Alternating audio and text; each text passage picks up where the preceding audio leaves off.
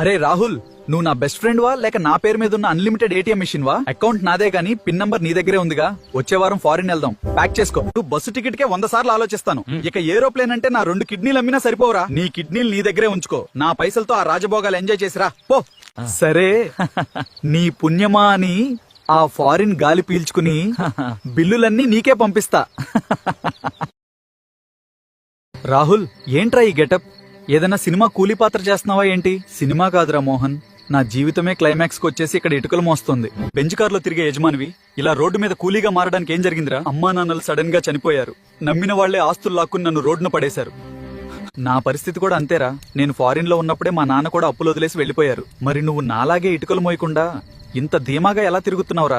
మా నాన్న ఆస్తులు ఇవ్వలేదు గానీ ముందు చూపుతో టర్మ్ ఇన్సూరెన్స్ చేసి నా అప్పులన్నీ తీర్చేసి, మా నాన్న కోట్లు సంపాదించాడు గానీ నా భవిష్యత్తును కాపాడే ఆ ఒక్క కాగితం కొనడం మర్చిపోయాడు. జరిగింది వదిలే. నీ పిల్లల చేతుల్లో ఈ ఇటుకలు ఉండకూడదంటే ఇప్పుడైనా ఇన్సూరెన్స్